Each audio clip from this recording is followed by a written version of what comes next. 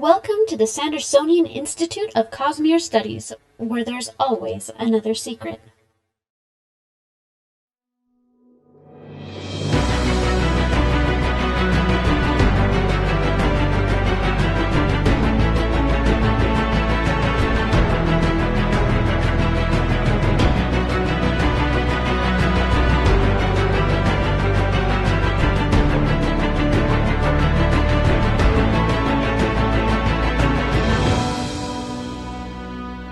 Hello and welcome! I know I'm not the normal voice you get, but it's my night.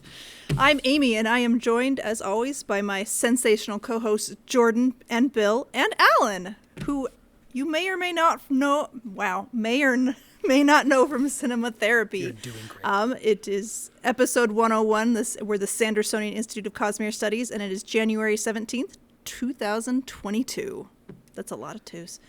That doesn't sound right. I know. I have had the song A New Season from season 2 of Gallivant running through my head all day because we're starting our second 100, and so It's your second century, guys. Congratulations. nice. Alan Seawright is a filmmaker and an all-around awesome guy, and he's a Cosmere fan. Makes him even better. Before we get started, we want to remind you that the Sandersonian Institute of Cosmere Studies is not a spoiler-free podcast. That means that if there is something in the Cosmere you haven't read and are worried about hearing spoilers, you might want to go read those first, then come back and join the discussion. Tonight we'll be discussing the beloved world of Scadrial, and possibly more, and what Alan's thoughts are on possible cinematic adaptations. Meanwhile, for those of you who listen to the podcast recordings or watch the videos on YouTube, we'd like to remind you that it's possible for our listeners to interact with us live via chat as we record each episode at www.twitch.tv/InkeepersTable. We record episodes of the Sandersonian Institute of Cosmere Studies every other Monday night starting at 7:30 p.m. Pacific Time, 10:30 p.m. Eastern, so please join us and take an active part in the discussion. The Sandersonian Institute of Cosmere Studies is made possible by the support of our listeners and patrons. Our show will continue to be free, but if you want to help us out, you can head over to patreon.com/Cosmere Studies. Even pledging a couple bucks each episode really helps us out as we work to improve the show. Our patrons get immediate access to our Discord channel where we talk about the show and the Cosmere with other listeners. It's a great community with a lot of great discussions. You also get early access to bonus episodes, exclusive access to other bonus content, and other good stuff. So And now all of our listeners are very, very clearly aware that I am reading from a script when I do those segments because Amy matched me exactly, and it was kind of I think I changed dollars to bucks, but hey, it's pretty close. nice. So now that we have all the Very scripted good. parts done, we should tell our viewers a little bit more about our guest for tonight. Do you like movies? Do you like character analysis, therapy, or watching two friends and experts in their fields chat? Then Cinema Therapy is something you should check out. I got the chance to meet Alan at FanX back in September 2021, and he said we're best friends. I wasn't That is- recording that is that. on the record. It is on the record. Sorry, that's my first squeal. There will be a few of those, Alan. You'll get used to it. It's my squee. So anyway, but he and his college roommate, Jonathan Decker, who's the licensed therapist, watched Avengers at FanX. And apparently you guys are not putting that one up right on. It's not going up at all. No, that one's not going up. We're working out things with FanX for next year. We're gonna be at FanX. We're also, well, I guess this year now. We're also trying to figure out a couple more fan conventions around the country, and fingers crossed with the Rona, we're gonna hopefully try to make it out to Germany this year. Oh, wow. That's pretty cool. But yeah, so anyway, but I think you also said you were doing behind the scenes stuff and you were filming that. Are those going to go up, right? Those, yes, there will be some behind the scenes video that will go up any month now. FanX was 4 months ago, 5 months ago? Oh goodness, September. So It's been a while. January. Yeah, it's a while. But yeah, we do have a fair amount of behind the scenes footage. It will be coming out at some point. You will likely be featured in it, Amy. I know. I was the person who's I'm a Loki fangirl. So yeah, it's great. And I was dressed up as Vin. So that was super So cool. I'm sorry, wait, were you a fangirl of Loki or are you low-key a fangirl? Low Yes. dash key. I Or like Loki. both. No, I did space dress up as speed. Loki on a different day. It was a Loki variant. I made myself I adapted a jumpsuit, and I made myself a little control collar and had the horns and everything. So it was fun. So would you like to tell us a little bit more about what you do, Alan? No, I'd like this to be very awkward for all of it involved. I respect sure. the move. It's bold. Right? Yeah. Get in there and just mess up someone else's podcast. Yeah, so I've been working in film for 15 years. Much of it not at all glamorous, and the glamorous parts not as glamorous as you'd think. Yeah, I've worked on I primarily direct and edit. Mostly lots of commercials, a bunch of local stuff here in Utah, some national things. Like I did a series of spots for Comcast one time. Whatever stuff. And have worked in crew positions on many things that you've never heard of, several Hallmark movies that you may have heard of, but I don't want to talk about, and a couple of things. I got to in Pirates of the Caribbean 3 when Captain Jack is pushing the ship across the salt flats. That's here in Utah, and I got to get Johnny Depp his coffee. Oh, Look at you. And he was for 4 days. And he, to me, was a delightful guy. I have no dog in the fight of whatever the heck is going on with all of his stuff. He was nice to me for 4 days. I screwed up his coffee order once, and he didn't scream at me. So that was Which great. is more than can be said for some. yeah. More than can be said for some.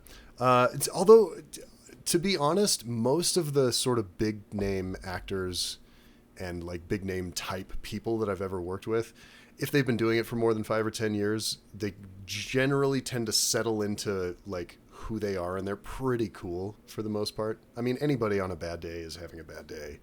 So, I don't get upset at people for that. But most of the sort of big time people I've ever worked with are genuinely lovely people. And it's not a ton of those that I've worked with, but yeah, that's kind of my career in a nutshell. I am in a just feat of exceptional timing. I've lived in Utah most of my adult life. Finally, bit the bullet and made the move to Los Angeles, where my entire industry is based, at the perfect time in January of 2020. Had a job, so I was like being responsible. We weren't just moving down there with my 3 kids and my wife to chase my dreams. Like I actually had a job. I was meeting people. I was making contacts. I was in the process of submitting all of my hours to the Editors Guild so that I could be a union editor and, hopefully get on movies and TV shows and stuff. And obviously COVID hit and I lost my job. And fortunately, my good buddy from college, who is a licensed therapist, had pitched me the idea of, he and I talking about movies and therapy about 4 months prior to that. So the day after I lost my job, I called him up and was like, hey, you know how I always say I need therapy? That's true. Let's make this show so I don't get suicidal. And we ended up moving back to Utah. And a few months after that, the channel blew up. And it's been a weird, confusing ride ever since. Yeah, because your stuff it was sort of like it wasn't too many videos before you hit like 1 million on one of them, and just out of nowhere. Whatever you guys were doing with the algorithm, it hit it just the right way. Oh yeah. The algorithm loves Pixar movies apparently. But yeah, we had made. I think we were getting close to 30 videos. We were in like the mid to high 20s. And then literally our first video that we had released, because we actually started making stuff when I was in LA and Jonathan was in St. George, Utah. And so we would kind of script the episodes and we would do these like awkward throws to each other where it felt like we were talking to each other through Zoom, but we definitely weren't. We just scripted it to seem that way. And those episodes are fine, like they work. But I always knew what I wanted the show to be. And as soon as I got moved back to Utah, like 2 weeks later, we were able to get together and actually shoot together. And the first episode, well, that first day we shot 3 episodes and then we did the Inside Out one. That's the first one we released, because as soon as we finished filming that episode, I turned to Jonathan and just said, "So, okay, that's what the show is." He was like, "Really?" And I'm like, "Yeah." We got real raw and we both cried. And he's like, "Are you sure?" And I'm like, "Trust me." Mm-hmm. Turns out middle-aged white man tears is what the internet wants. So, yeah. And that one came out in like early June, I think. And right around Thanksgiving, it blew up, got 1 million views. We went from 3,000 subscribers to 250,000 subscribers in about 2 weeks. Wow. It was a very thankful Thanksgiving. That's really cool. Yeah, it was awesome. A very weird 2 weeks. Like literally every single day, Jono and I would call each other and like, okay, how do we not become complete a-holes? Like, how are we going to keep each other accountable and not just be jerks? And we failed. We're huge a-holes now. But at least you're humble popcorn merchants now. True story. See, we're striving to the point where we could become a-holes. So it's the dream, really. No, you guys were super nice. So I really was surprised at how tall you were in person. But I'm like 5'3", so I'm used to everybody being tall. And then I felt bad because when I did meet you, like, I went and talked to you more than Jonathan. And so that I was sitting here going, "Oh, you're super cool too, but like we need to take a picture and move on." And I just felt bad that I didn't get to talk to him more. But we talked to Cosmere, so it was great. Yeah. Yeah. And listen, most people want to talk to him because he's the licensed therapist. So when the occasional, watcher of the show comes up and is like, "Hey, let's talk movies. And do you care about these things?" I'm like, "Yes, let's ignore Jono completely." So, yeah, lots of fun. And then, correct me if I'm wrong. The reason you asked me on this, Amy, is because I let slip. Oh, it was a question, wasn't it? During the panel, somebody asked, like, "What is your dream that you want to do?" Yes. Is that where this came from? No. I asked you because I was wearing my Vin. I was wearing my Vin costume, and I came up and you guys were like, "Whoa," because I had a black wig. I had my mist cloak and Oh, and I had to explain to Jono who you were, right? Yeah, and I was like, "Oh, so do you know who I am?" And you're like, "I do." And I was like, "Oh my goodness." You're like, "Yeah, that's my white whale of a film that I want to make." And I was like, "That's right." Oh my goodness. Today's episode brought to you by Mist Coke. I swear, I'm trying to talk, and my mouth is just like tensing up. It's weird. Drink your medals in style. Man, that actually, if we ever make the movie, that's a product tie-in we're going to do. Oh, nice. Wrapped in aluminum to prevent anyone from any tampering. To prevent anyone from tampering. Yes. Oh, my goodness. The jokes write themselves. No, they really do. And now I know who to, like, you all just got yourselves jobs in the merchandising department. I work in marketing. Tell me more. I'm looking. Anyway, I've worked in marketing for over 10 years, so oh, my condolences. The first 10 years were rough. I've been enjoying it since then, so. Oh, excellent. Good.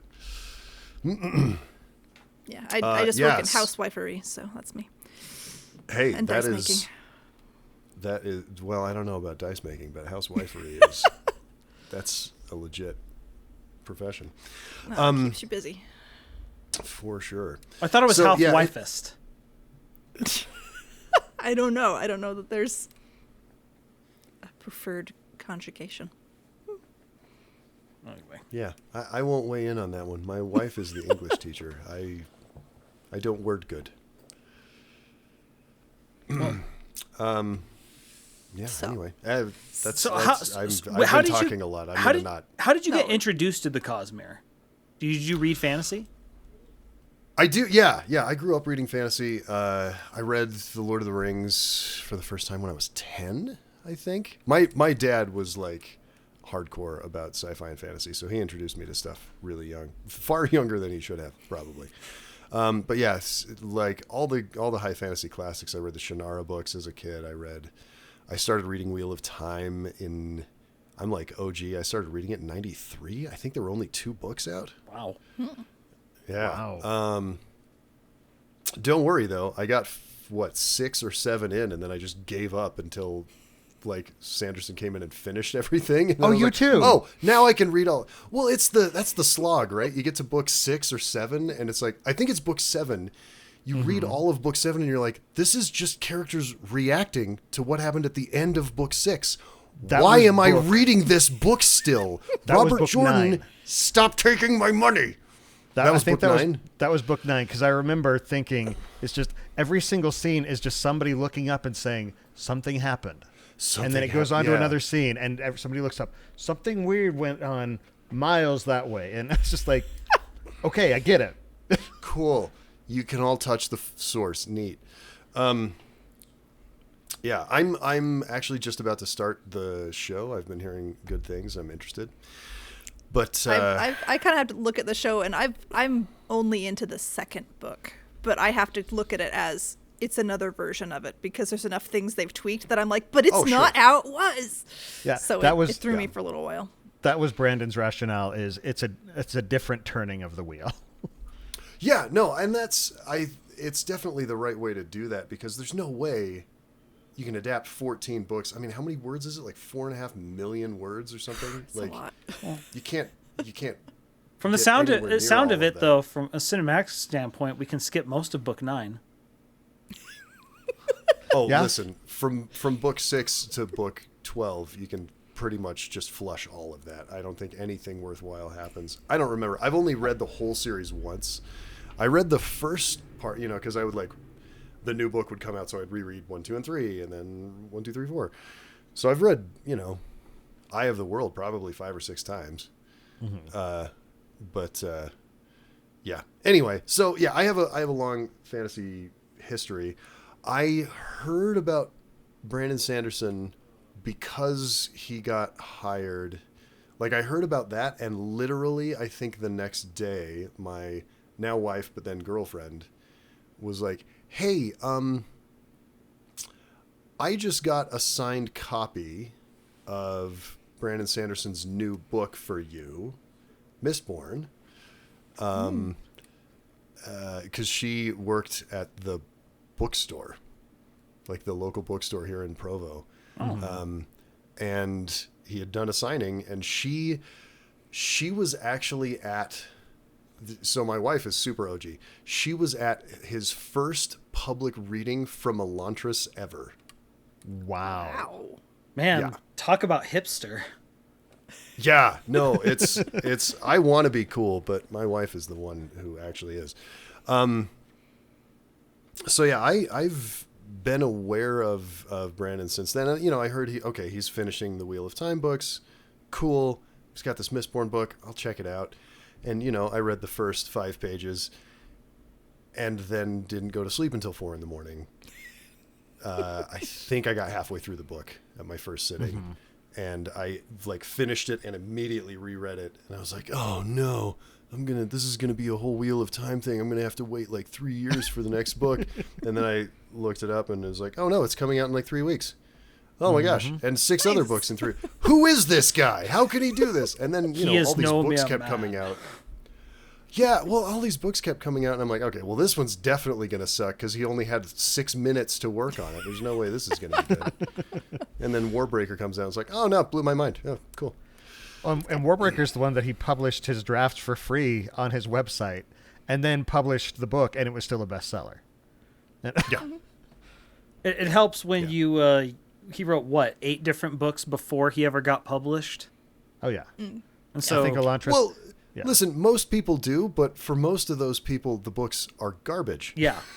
And I'm sure he's got a couple that he's never shown to anybody because he's just like, he does. These are back pocket terrible. Oh yeah, he talks about them from time to time. Yeah, but then it's like, yeah, you just and look, Elantris. I mean, it's definitely a freshman effort. I'm gonna come in here and criticize Brandon Sanderson. Elantris isn't his best work. But it bogs down a little bit in the middle. But man, it's such a great story. Jordan, I think the way you referred to it was, it's my least favorite book that he's wrote, but that's like written, but that's like saying it's my least favorite steak. Yeah, that was me. Yeah, I did the Sure. I did the Cosmere 101 panel at MiniCon, and I felt so bad that I was like, so elantris isn't my favorite, and I'm like, but it was still really good, and I'm sort of going, oh no, I just dug a pit, and great, this is how it goes, because like the other two people on the panel, one of them hadn't read it yet, and the other person was less familiar with it, so I was carrying all the weight on the elantris explanation, and I was like, oh no, I started that on the wrong foot, but I think I recovered. But yeah, that was my first panel ever, and I think I did okay. No, from what I've heard, you did great. I know, it was just stressful. Well, the great thing is there's no video evidence to prove it wrong. I know, it's both a good and a bad thing. So. Oh boy. No, so Mistborn was the same for me, where it hooked me. Although for me it's easier because Bill got me into it a lot later. Like, I think Stormlight was I think Way of Kings was just coming out when you started me. Uh-huh. Yeah. And so I left for, like, I read Mistborn, loved it, then went on Christmas vacation with Well of Ascension. I was going to say the wrong one. Read it, it ends, and I'm just sitting here like, I can't wait a week to get back to home to get the next book. So I went and bought it myself because I just had to know. I had to know. What did we release? What did we do? Yeah, so the very first book that Jordan bought of Brandon's was book 3 of the Mistborn trilogy. Excellent. It's quite standard, really.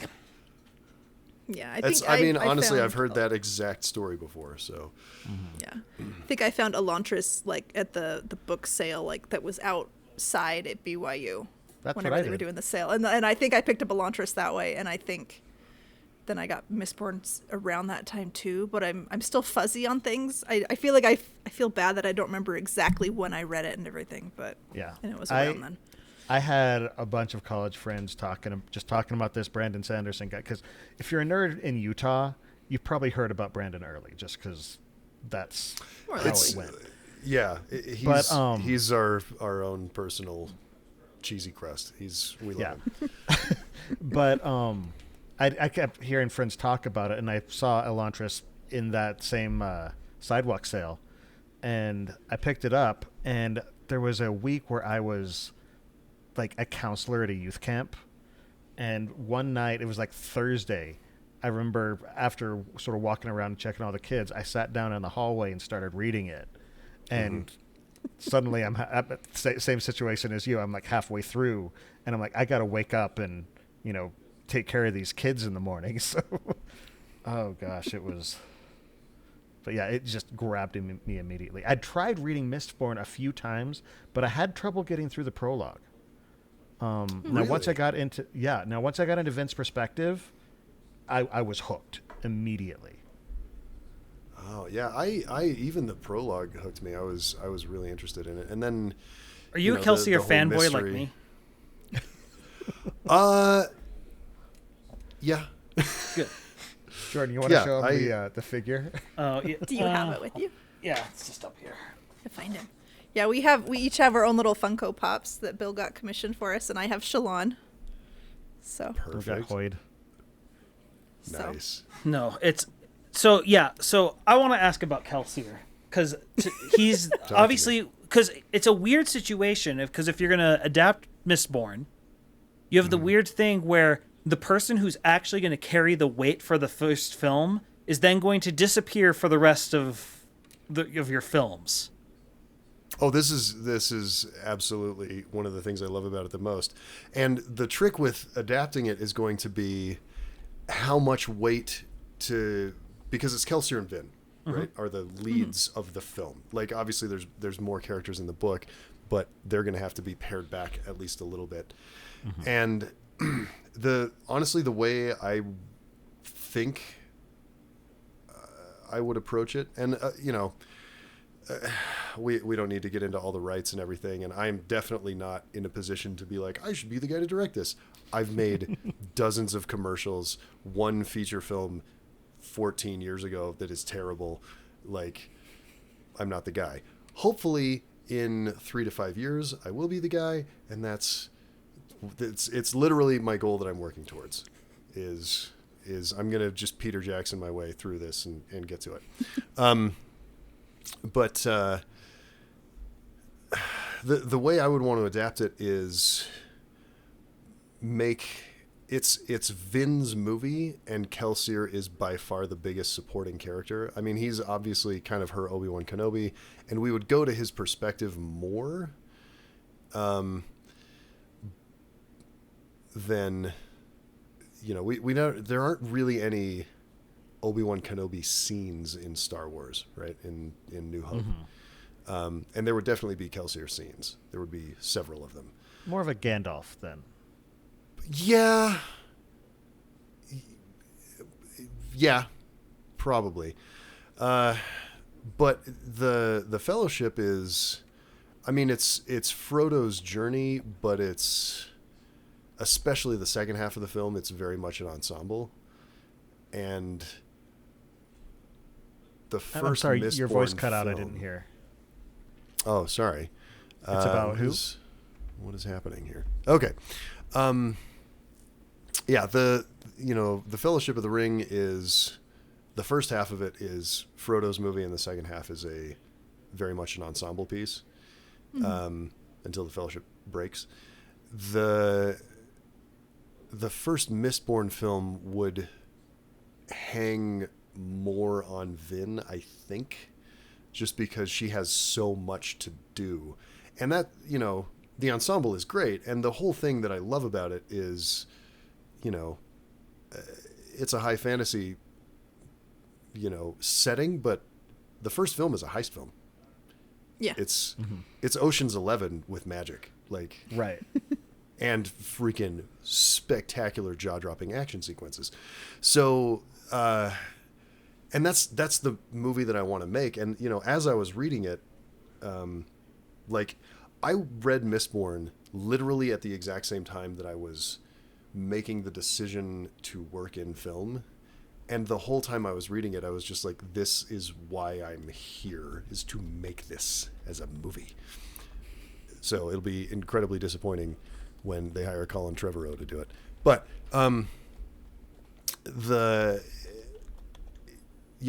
just getting to do a heist film with the, you know, the ensemble is great, but it's also a hero's journey, like a very much a hero's journey for Vin. And so figuring out how to meld the two and cram it into, I mean, it's probably a 2 hour and 45-minute movie. It's not short. Well, I know something that Brandon has talked about, because he's been trying to write his own treatment of it, is just he's trying to combine a lot of scenes to try and, you know, cut the there's a runtime bunch of short. stuff. Yeah. One thing that I really like as a concept that he was talking about was how Vin has a lot of very internal scenes that would obviously have to get cut for this film. And that's where the ensemble cast really helps a character like Vin in a film, because you can have her bouncing a lot of stuff. Personally, my idea that I want as far as Kelsier is, I want to get actually a huge name actor, just because there's going to be so many, you know, normal people who don't read the books who are going to be shocked when, you know, like, cause when you kill him. Because I want them to feel as shocked as we were when we read it.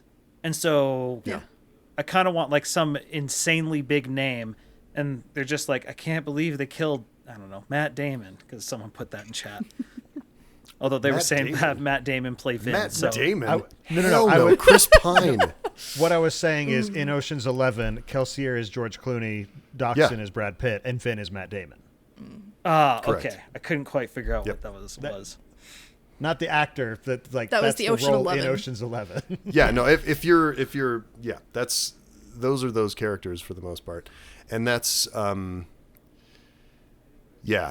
no, I've dreamcasted this movie so many times, and I've been thinking about it for so long that it's changed. My initial dreamcasting, I wanted Nathan Fillion for Kelsier. Nathan Fillion, fresh off of Serenity, would have been perfect. And Summer Glau for Vin. fresh off of Serenity would have been amazing. Summer Glau would have been absolutely great as well.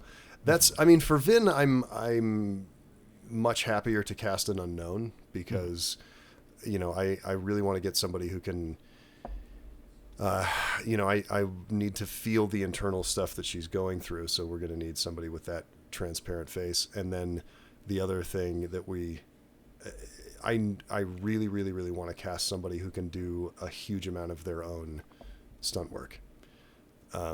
So somebody like Summer Glau, who has not a martial arts background, she had a dance background, but she, in Serenity did all of her own fight scenes, and she's phenomenal doing them. So I really want to find somebody who's, has the physical ability and the willingness to, become a mistborn. Well, I think that was also one of the other issues as far as people always ask Brandon his, fan casting. You just brought up with Vin. He's like, the problem is every time I say a fan cast, by the time anything could ever happen, they will have outgrown the role. They always age out. Yeah. We're looking for someone who's 18 to 20, and there aren't, big names. Zendaya would be great for it, but she's going to age out in like 2 years. If they were to cast it right now, I would probably say someone like McKenna Grace. She'd be really good. She'd be really good. The other thing that I really want to explore is, what the racial makeup is, and not that like, because obviously Kelsier is described as being blonde and does he have blue eyes? Yeah, I think so. Yeah. Yeah. So, and he can be like, it is a fantasy world, so he could theoretically have darker skin than say me, who is blonde-haired, blue-eyed, and literally has no melanin.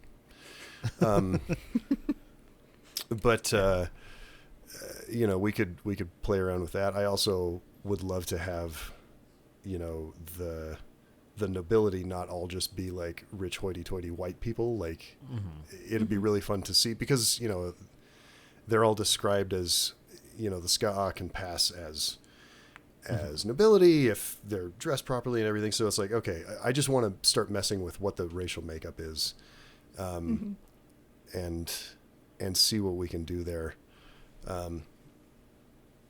But anyway, so that's, my current dream casting for Vin would be Zendaya, but literally for like 2 more years, and then she's going to age out. Honestly, Zendaya like 3 or 4 years ago when she did Greatest Showman would have been perfect. but that's why you want to go with an unknown. Exactly, because Zendaya wasn't a huge name when she did Greatest Showman. She'd done her Disney show and stuff, but that's probably what we're going to have to do is just look for kids who have had a lot of that performance background and are stepping into their power at 18 and can still play 16. And it's like, okay, go. Oh, like Vin. Yeah. Correct. Yeah, exactly. Cloves would probably be the easiest one to fan cast just because he's described as some gnarl-faced person. It's like, anyone can just stay old for a while. Yeah. Yeah.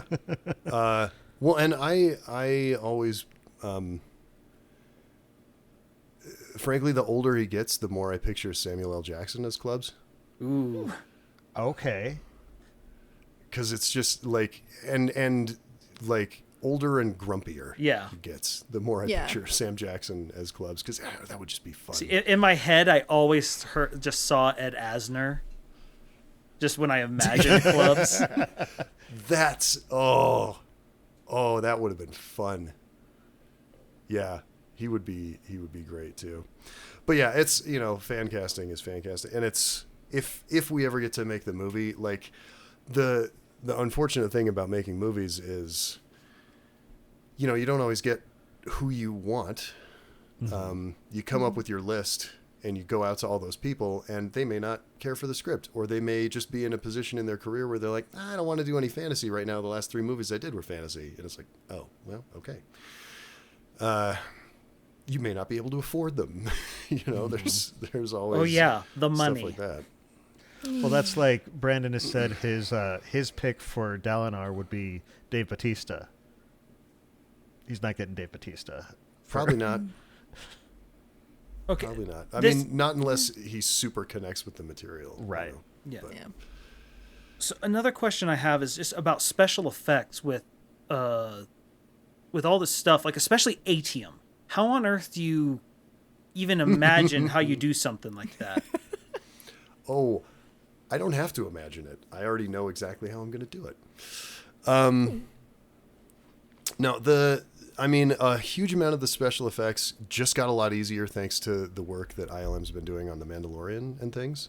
When I initially was thinking about how to do this, it was build a gigantic stage where we can build, 3 to 4 whole cross streets of Luthadel inside, so that we can control for night and just, do things that way. We can create our own ash falls if we need to and whatever.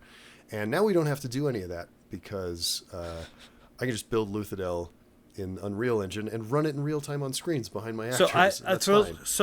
I'm not as familiar with what they've done. What have they done?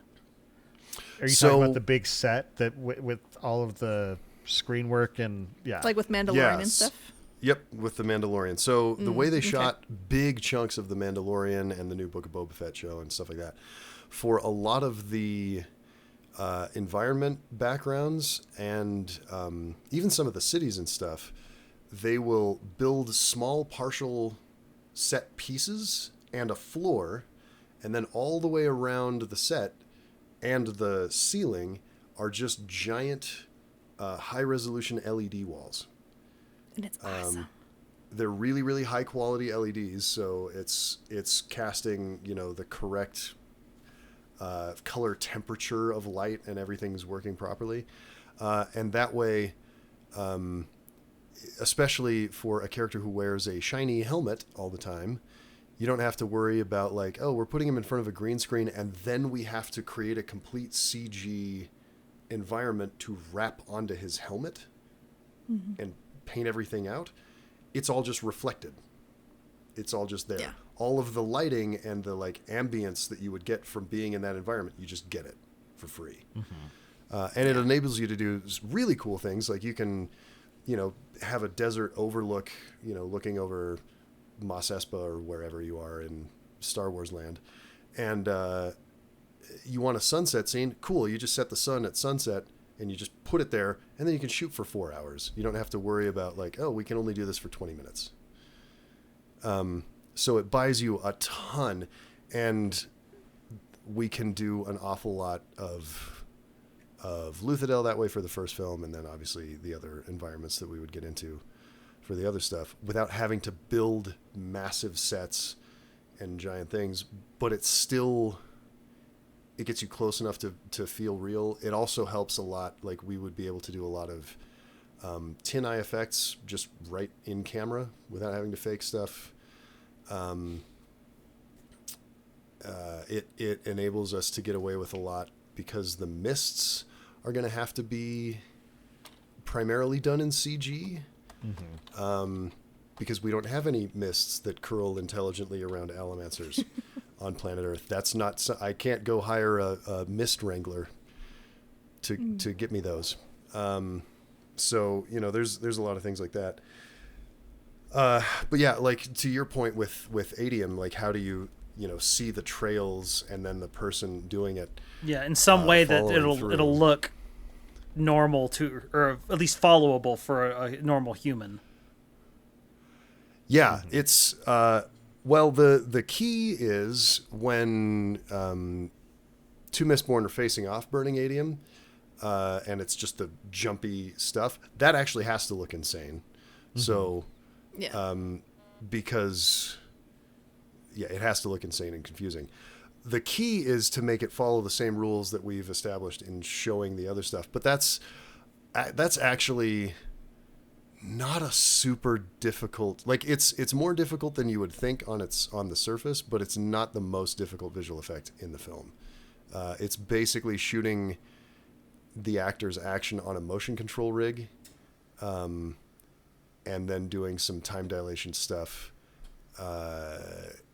in post. Probably have to shoot whoever is, moving that way in front of a green screen so that I can separate them out I like how I keep saying I'm not going to be doing this visual effects work.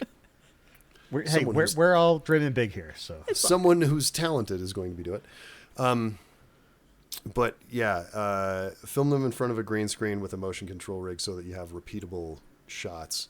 And then either have them repeat the motion so that you have the correct perspective on them both times, or if it's a lock-off, you can just film them in front of green screen, stretch them in post. There'll be, a fair amount of programming that the compositors have to do, but I know exactly how to do this scene, and it will melt people's faces. Is there any particular scene or shot that you're just like, I want to do that, I want to film that, or even just I want to see that visually? Oh, there's 15 in the first book. The one particular though, the two images that as I was reading through the book, the two things that made me go, okay, I have to make this, are just the entire image of a Steel Inquisitor. That is the scariest movie monster I've ever heard of. Mm-hmm. And my dream and ambition and secret hope that will not come to pass is that we can get the movies made soon enough that I could play Marsh plausibly. Because I'm not much of an actor, but I could definitely work out for a bunch of months and then get painted kind of grayish and be real creepy. Like, I could do that. So you want to be post book one Marsh? Yeah. No, I don't. I'd be terrified to actually do the acting. I mean, I would have to. No, what will almost certainly happen is we'll get someone who's actually a good actor to play Marsh, and then I'll just be an Inquisitor in the background. But no, the Steel Inquisitors, just anything that they do is terrifying. And then with that, the scene that really was the first one where I was like, oh, I have to film this, is the chase through when Vin is being chased by the two Steel Inquisitors through Kredikshaw in the first book, and then she gets rescued by Sazed.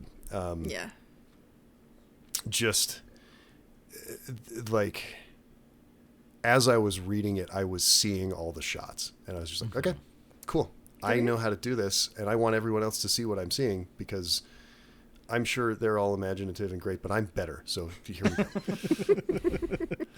go. Yeah.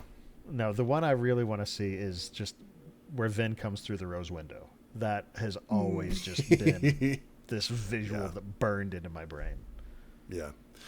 The another big one for me that this is in my back pocket is like, if I'm sort of making headway in the next couple of years as a director, because now that I have all these fans, we're going to be making some films and presumably, we're going to find out if I suck or not. Basically, is the plan.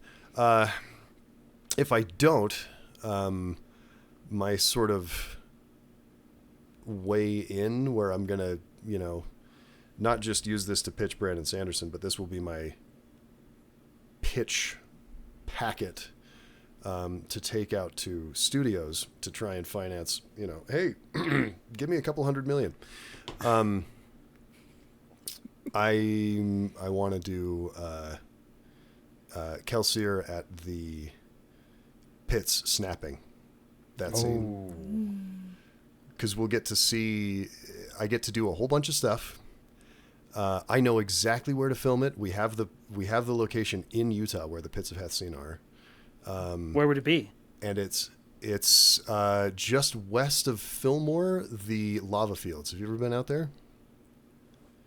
Mm-hmm. So that entire valley in Fillmore, if you go to the west of it, you can look it up on Google Earth or whatever.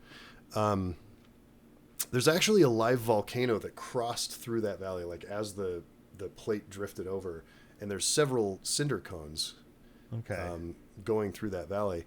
But the whole thing is lava fields with during the spring, lush fields of grass, but by, mid-June to early July, it's just dead brown Utah desert grass, right?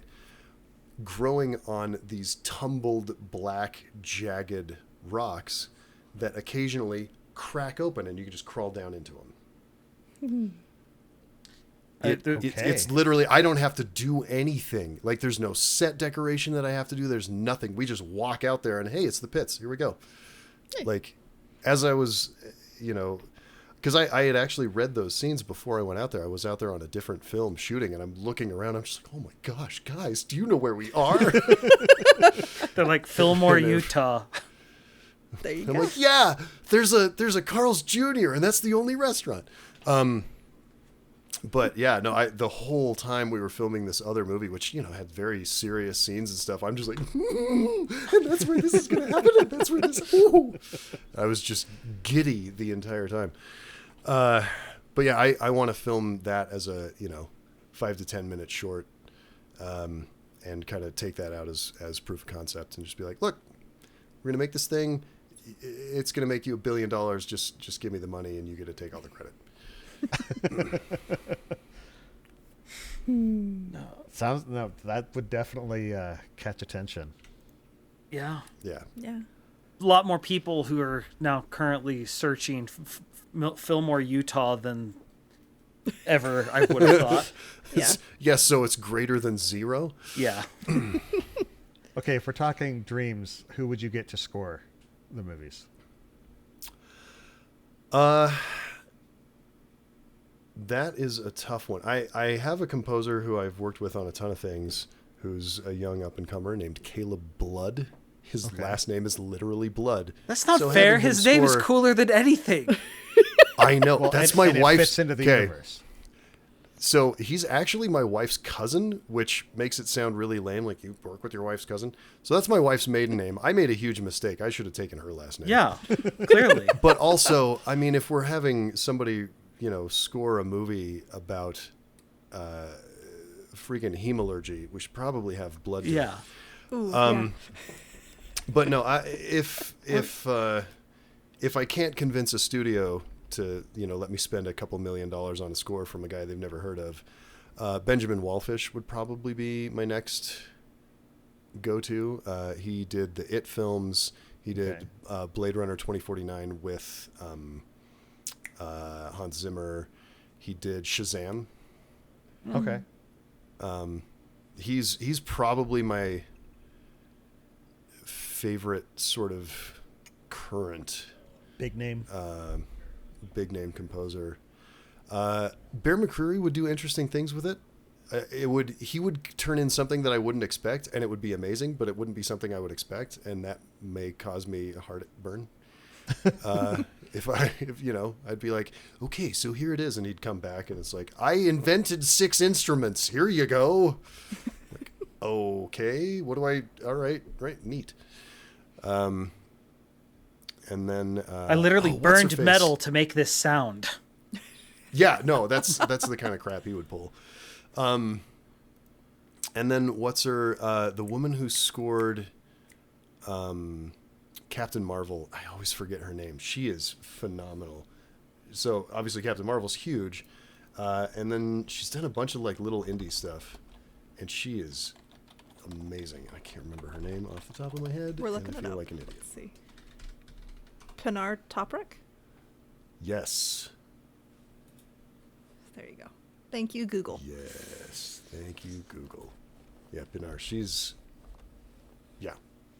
unreal. I don't know if you guys have listened to that score, but like, honestly, better than the movie. The movie was fine. I liked it. Mm-hmm. But the score is great, and her theme is just awesome.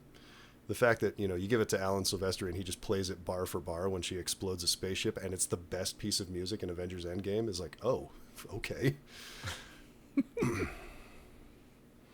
Then another one, just as far as whenever you're adapting something, you got to ask yourself, why am I using this medium? Like, how would you decide film versus a live series versus a cartoon? Because I've been looking at stuff and people talk about, oh, maybe like a Game of Thrones thing for the Stormlight Archive, and I've just always felt with how alien the world is, I feel like a live series just couldn't do it justice, and you should do it something animated. I don't know. What do you think? For a long time, my personal dream and ambition is I want to make the original Mistborn trilogy as 3 films. My other more secret goal is to just get a hold of all the Cosmere film rights so that I can make sure no one screws it up. There's always another secret goal. There's always another secret goal. With that, I had always thought of doing Stormlight as a live action series, basically 1 season per book, like Game of Thrones. It is very alien. Again, the technology that they used on Mandalorian and Book of Boba Fett helps because it's a lot easier to make those alien, like super alien landscapes and not have it feel like a set. So we can do things that feel realistic and plausible, but are huge and expansive because there's nowhere we can go film that, right? Like, yeah. We can't go get the plates that we need anywhere, and so and then on top of it, like all the spren that are just ubiquitous and everywhere. Mm-hmm. Yeah, the spren are a little bit easier. I had always pictured those as something that we could realize in visual effects. They would have to be visual effects, not puppetry and makeups, which there would be an awful lot if I ever get to adapt Mistborn. The Koloss are all going to be suits. They're not going to be CG Koloss. Most of the Khandra are going to be at least partially practical, puppeted things. Just find the people from oh my goodness, I'm blanking on the horror movie. Oh, Gollum's actor or Smeagol. No, I was I can't remember. Not it. What is it called? The one with the changeling character in Antarctica. Why can't I think of the film? The Thing? The Thing. Yeah, I knew it was some vague title. Yeah. Just find those people and have them do. Yeah, Khandra. no, it's absolutely. Well, like the people I would go to. There used to be. You've probably heard of Stan Winston, like Stan Winston Studio. So he did all of the makeups and animatronics for the Terminator and like all of the giant animatronic dinosaurs for Jurassic Park. And like, this was his game. He unfortunately passed away about 15 years ago, but his team still exists. They have a company, and they're still doing amazing stuff. So yeah, I mean, that would be my first call, honestly. If the movie gets greenlit, I would call them and be like, okay, well, you're the biggest line item on my budget, for that. And then with all the other Cosmere stuff, it would be kind of a, I don't know, because there's so much that I would want to adapt. Some of them would be films, some of them would be TV. Doing things I'm not opposed to doing animated stories, but the mainline sort of books, if we're adapting them, I would want to. I'd always pictured them live action. That's my medium. Yeah. For one. But yeah, man, now you got me thinking. What would I want to see from the Cosmere animated? I mean, it's Warbreaker with all the colors might look brilliant in an animation. You could do an absolutely spectacular animated version of that, but you could also do a absolutely brilliant looking like wuxia film. Wuxia? I'm not familiar with that name. So like Chinese Crouching Tiger, Hidden Dragon. Oh, okay. Mm-hmm. Okay. So that, Chinese wire work type thing. If you ever saw Hero, from same director, Zhang Yimou, there's a film called Hero that is absolutely spectacularly beautiful. And as I was reading Warbreaker, I was basically seeing that film in my head.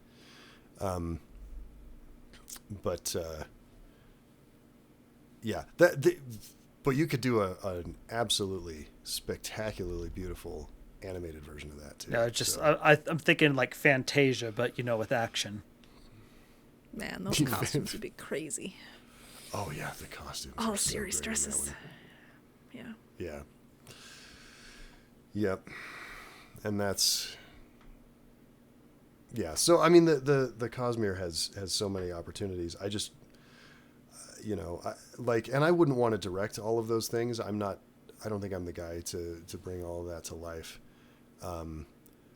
I would love to be in a position to produce those things. Okay. To help it stay cohesive, but not the exact same. Yeah. I really feel like Kevin Feige and the Marvel Cinematic Universe, like a lot of people complain that the MCU, everything feels the same. I disagree. A lot of the big action set pieces feel like Marvel action set pieces, but everything else to me feels very different. Like the style of film that you get in Captain America Winter Soldier is very different from the style of film that like Guardians of the Galaxy is, or even one of the Iron Man films. Like the Iron Man films, especially 2 and 3, are kind of loosey-goosey comedies. And, Well, and then look at Thor, which was... Thor's films are all over the Kenneth place. Branagh. The Branagh one was a Shakespearean tragedy. And then... Exactly. The Taika Waititi one was a Taika Waititi comedy. That's a genre. He does have something of a style. Oh, it is the best genre. But that's my husband's favorite out of the Thors. Is he's like, yeah, I can watch Ragnarok over and over again. That's my husband. And I think that's more true during the Infinity War saga. And it seems to be branching out and getting weirder. Like, yeah, I don't know if you guys saw the Eternals. I didn't think it was the best film, but man, it did not look or feel like a Marvel movie. It felt like a totally different thing. I finally watched it because it came on Disney. Well, Plus that actually, the Eternals is actually my big example as to talking about why you adapt a certain thing to a certain place, because I think they're insane, and I personally think the quality of the film shows it. Because I didn't like it at all. That why are you trying to sell me on 10 different characters that I know nothing about all at the same time in a single film? Like this needed to be a longer series where you can develop it. Yeah. Mm-hmm. Yeah, it that was a script problem. Yeah. Not a, and there's a. I mean, you look at the list of the actors they got; it's a really good list. Yeah. So no, it's clearly not. It's not an issue with the acting. It's just an issue of why did you decide this? This is a bad decision. Yeah, and it's. Yeah, I mean, we could go down a whole Eternals rabbit hole. Yeah, you're right. It wasn't great. There were parts of it that I thought were incredibly beautiful, and a lot of the ideas I thought were good, and the execution kind of fell down. And yeah, it just it comes back to for me, the script. There was no making a good movie out of that script. So, which is unfortunate. They made a pretty movie. Yeah. I liked that a bunch of the action set pieces didn't feel exactly like every other Marvel action set piece. Like they definitely had a very different feel to them. They were cut differently. They were shot differently. And that was fun. And that's, I would like to bring that to like a cinematic Cosmere, if that makes sense, where, like if I make the original Mistborn trilogy and then someone else makes the Wax and Wayne movies, I don't want them to feel like my original Mistborn trilogy. It's the same world, but it's a different one. And it should, it's a different style of storytelling. Like we go from a heist. So the original trilogy is a heist film, a murder mystery film, and then sort of Murder mystery mixed with a mixed with political drama.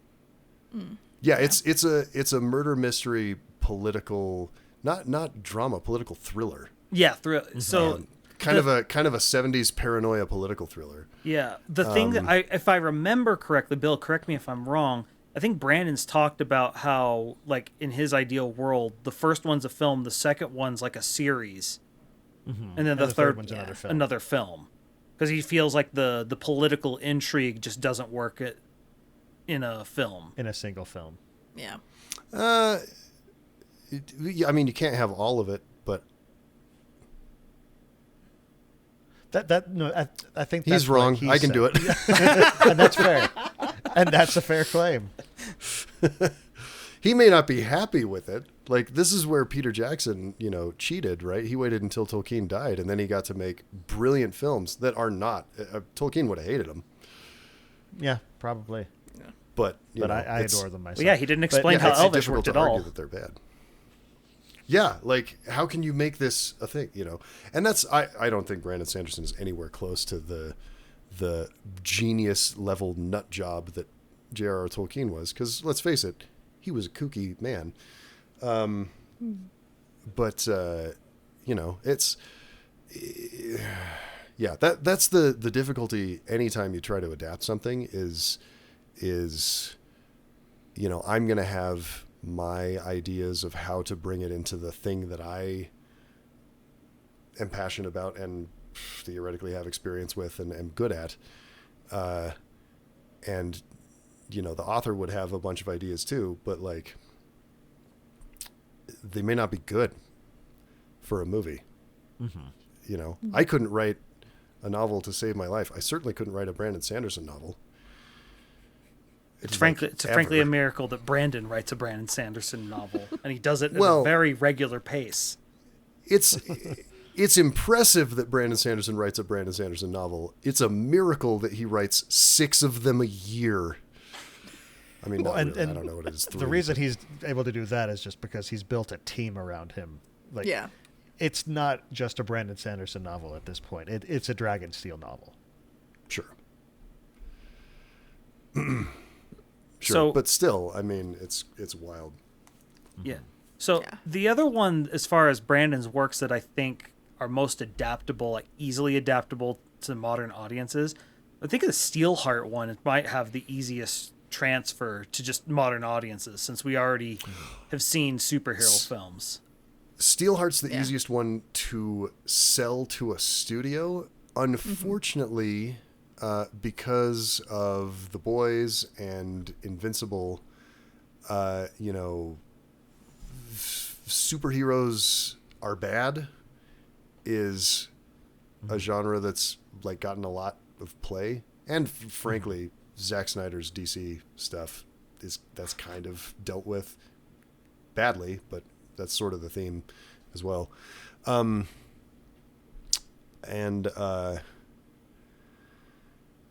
you're going to take the controversial option that Zack Snyder could have found a little bit more to edit out of that film? No, I'm going to take the controversial stance that Zack Snyder shouldn't be allowed near a film camera. I am deeply annoyed by, look, he's a talented guy, and from everything I've heard, just a lovely man to work for. I know a bunch of people who've worked for him and stuff, and he's apparently just a lovely guy. His movies are extremely distasteful to me, and that's subjective, and I'm gonna get flamed by a bunch of DCEU fans, and I don't care. But yeah, it's there's definitely stuff he could have cut out of Batman v Superman, like all of it. Like Batman v Superman. Yeah, if he'd just left the Wonder Woman stuff, it would have been a great 15 minutes. Yes, those are the only like DC ones I've seen are Wonder Woman. Are those ones? The other ones I'm like, they're just I don't have the draw to them. Well, and Zack Snyder was just a producer on those, and the first one's good. I haven't seen 84. 84 is okay, but there's some problematic things that happen. Yeah. The existence of the film is a problematic thing, in my opinion. I hated that film so much. I made it through about a quarter of the way through the first scene, and I said, I'm done. It annoyed me. It's also probably not fair to it, because I probably would have given a different film more leeway, but I liked Wonder Woman so much that when we get to 84, I'm just like, this sucks. It can't be in the same universe. I don't like that. No, I was like, refuse. I was just like, I want more Wonder Woman. I'm cool with that. I can go through it and be glad I got it on like cheap for rental or something. I didn't see it in theaters. That does help. So yeah. Yeah.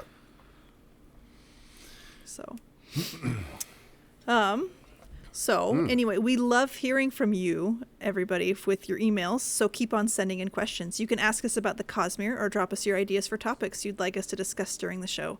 While you're at it, we'd love to hear your feedback about how you think we're doing, as well as any interesting theories you might have about what's going on in the Cosmere. You can send all questions and suggestions in a brief, concise email to cosmerestudies@gmail.com, and we could read it as part of the show. So, actually, as part of this, I have a specific request for our listeners. I've got a friend whose 14-year-old has asked for a Stormlight-themed birthday party. So if y'all have any ideas for stuff that could be incorporated into a Stormlight-themed birthday party for a young teenager, Make chull cakes. email that to us. Chull cakes. Not just around our podcast, but around Stormlight as a whole. Make all the kids show up and carry a bridge. And then just start throwing things at them. Uh-huh. Oh man.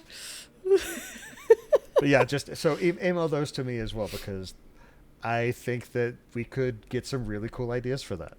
Yeah, Actually, now I want like an American Gladiator style competition of bridge running. 2 bridges, that'd be awesome. Oh, and you got to go over obstacles and dodge things. It'd be great. Spidey Nick in chat says Steel Inquisitor Party Clown, and I'm just picturing these traumatized 14-year-olds. And that segues perfectly. You need therapy. Yeah, Wow. you could build spears. You could build spears with PVC pipe. There you go. PVC pipe and Steel foam. Inquisitor Party Clown, so much fun. Yes. Spidey Nick, you That and might Mike kind be- of messed up. That might be the episode title. I like it. It's approved. I'm gonna be so okay. I know some of you people do fan art. I'm gonna be so disappointed if we get nothing of Steel Inquisitor Party Clown. Do it, people. Someone has got like to. I'm picturing like one the of you sad mad- clown art, but turned into a Steel Inquisitor. Yeah, one of you mad geniuses is gonna give us nightmares, and I'm gonna thank you for it. Be great. Oh boy. Oh, Well, man. that's our It mashup. Oh gosh. Yeah. Have y'all ever heard of Puddle's Pity Party? Yes. He's involved with Postmodern Jukebox, but he's a guy who's Okay. dressed up as a clown and does dramatic singing. And I'm just picturing him, but as a Steel Inquisitor, and it's horrifying. Ooh. Yeah. Yeah, no thanks. What? Anyway. Just get Skarsgård to play a Steel Inquisitor in your dream mashup. It'll be great. Oh. Oh. Anyway, we have a P.O. box if you want to send us a physical letter. So, the address is the Sandersonian Institute of Cosmere Studies, P.O. Box 970063, Orem, Utah 84097. So, Jordan, you're first. Oh, Where can we find your work? You can find me on twitch.tv/splicestream, and now for the first time, you can find me on TikTok on Splicestream. Yeah. Are you 14? Basically, only multiplied by that, by 2.5, but don't focus on that. Anyway, A lot of his audiences. a lot of my audience is very young, and they, Twitter's too old for them, apparently. And we were talking about things that make Twitter's us old. too old for all of us. Yeah, it really is. Twitter is weird. But so I'm mostly just posting highlights from the stream. But if you want to go there, I'm doing that, and hopefully you'll have fun watching the insanity that happens on stream. So, Alan, where can we find you and your work? Best place to find me is Cinema Therapy on YouTube. I don't remember our channel thing, so just go on YouTube and search Cinema Therapy, and you'll see. You'll find it. It's awesome. Two white guys talking about movies. Just basically, you can pick any of the Pixar films, and you'll have a great time. In a very nice setup, by the way. I am very jealous of y'all's theater setup that y'all are. Oh, thank you. In. Yeah, that's actually a friend of ours. Okay. And we're going to be moving out. I actually have a house now for the first time ever. I'm a millennial who bought a house. I'm the one who did it. I did it too. Hey, good job. Me too. Yeah. I live in his house. Well, fine. My husband bought the house. I do have a Jordan infestation in the basement. It's a problem. Yeah. Oh, that does sound unfortunate. It is. But there's that. You can also find my personal channel, Telekinesis Entertainment, on YouTube, which is where there will be coming soon. I'm making a horror short film, and then later this year we will be making a feature-length horror movie that is going to be hopefully very scary and mess you up psychologically. See, I don't really do horror myself. Otherwise, I would say I'm in, but it's. I will look into it. I'm hit and miss with horror. Like some things I'm good with, and other parts I'm like, no, I can't do it. It's not super bloody. It's psychological stuff. It's basically I'm instead of going and getting actual therapy from a therapist, which I gave up doing a while ago, I'm going to force you all to deal with my issues. See, and so that means that I'll be getting the therapy that you're not. Look, this is clearly just a scam. He's trying to force more people into therapy for the cinema therapy. I see that they come to cinema therapy. I've got this. Yeah. This is no, it's secret. It's very transparent. So I'm just curious. What's your favorite horror movie then? Oh, I mean, The Thing. John Carpenter's The Thing. It's so good. Yeah, it's in my top 5 all-time movies. I absolutely adore that film. I still can't believe it didn't do well in the theaters when it first came out. People in 1982 were stupid. They went and saw E.T. instead of that. No, E.T.'s a masterpiece too. I don't know what I'm saying here. I'm not sure how to take that. I was born in 82. So. Well, I was born in 81. Come on. Yeah. We're all 80s babies. Yep. So, Bill, where can we find you outside this podcast? I do have another podcast with my buddy Dylan. We talk about board games. It's called The Innkeeper's Table, and we come out with new episodes every Friday morning. The most recent episode we did was the top 3 games that came out in 2021 that we missed and still want to play. And the next episode that's coming out is actually responding to a listener question about one of our favorite designers, and we focused on Wolfgang Warsch, who, if you're familiar with games like The Mind or Wavelength or The Quacks of Quedlinburg, he's done a ton of different games. Man's absolutely brilliant. So cool. I do have some board game reviews over at www.innkeeperstable.com, and occasionally I'll post about games on Facebook, Twitter, and Instagram at @innkeeperstable. So as for me, this is weird closing out. I haven't been posting much online recently. My arm is still jacked up, and it's going to be that way for a long time. But I'm nearly done making a stuffed dragon for my daughter, and I brought props this time. Sorry, audio people.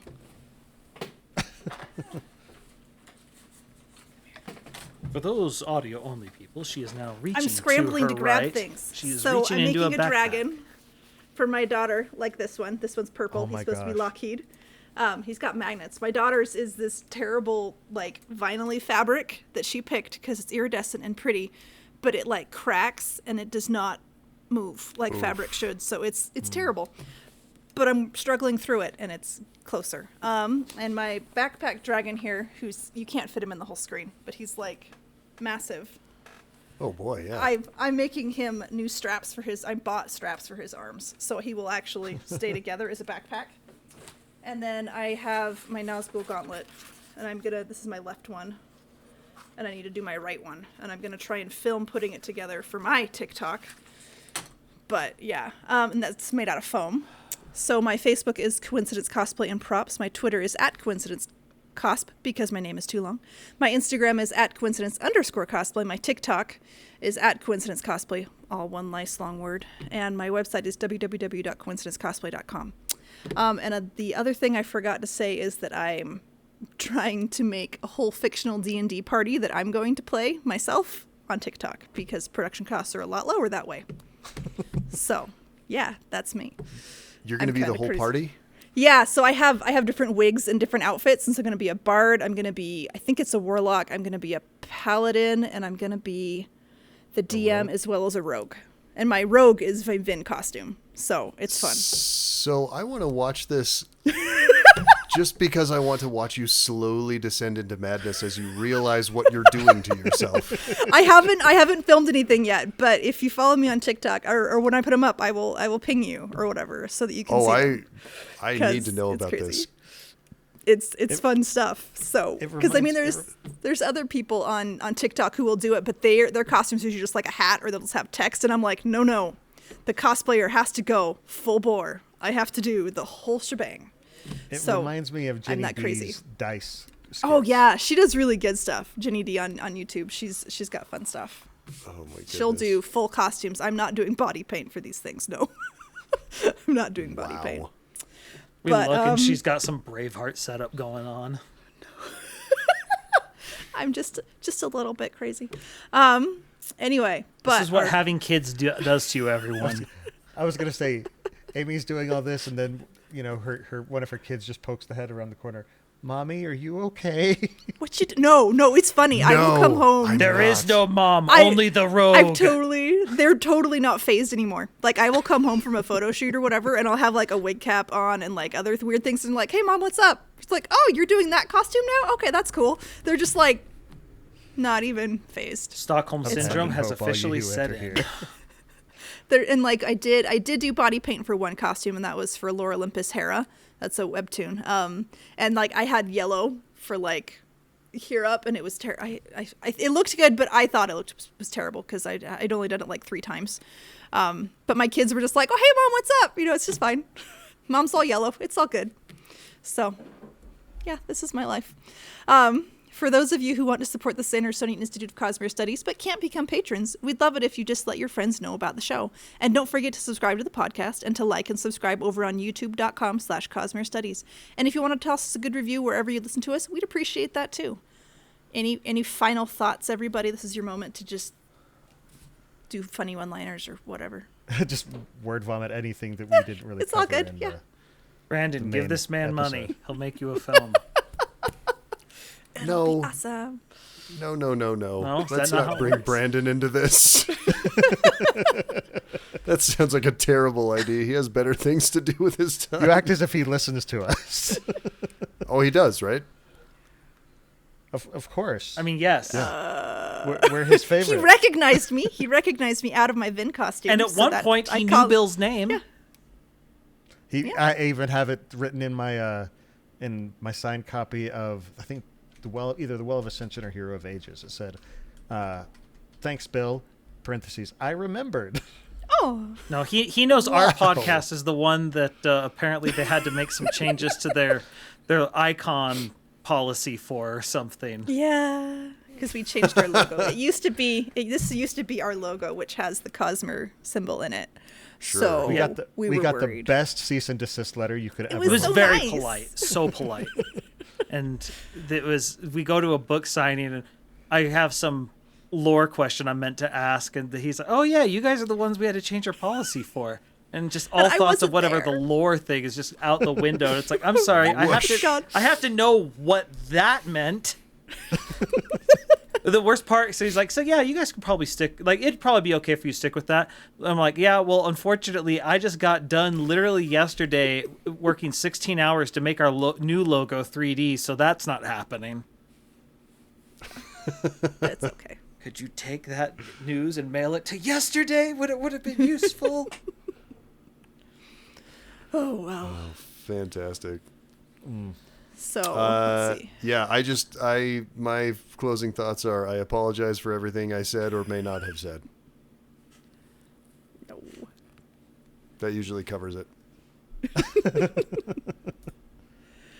So special thanks to our patron producer, Mem's Laundry Service. You don't let your targets run, so don't let your stains do it either. Remember to blot, don't rub. In addition to the live episode of the show that stream on twitch.tv/. We'll explain it later, Alan. Don't worry about it. It's great. I don't know if I want the explanation. It's so I'm fun. just going to go do some laundry. Anyway, every 2 weeks on Monday nights at 7:30 p.m. Pacific Time, 10:30 p.m. Eastern, listeners can find our videos on YouTube or audio versions of the podcast on Apple Podcasts, Spotify, and just about any other service that carries podcasts by searching for Cosmere Studies. You can also follow us on Twitter, Instagram, and Facebook under the profile @Cosmere Studies. And if you have any questions, feedback, or suggestions from the show, or, Roshar and birthday plans, email them to cosmerestudies@gmail.com. In our next episode, we're going to be discussing our creepiest Rosharan herald, Ishar. So join us on January 31st at 7:30 p.m. Pacific Time, 10:30 p.m. Eastern at www.twitch.tv/innkeeperstable. Don't worry, we'll still keep it family friendly. Even I'm sure I'll cringe a lot because he's scary and just squeaky. Until then, on behalf of Bill, Jordan, Alan, and myself, thanks for listening, and remember, watch movies. Watch movies, and there's always another secret. 10 out of 10. Great sinking, guys. Great sinking. I totally beefed it.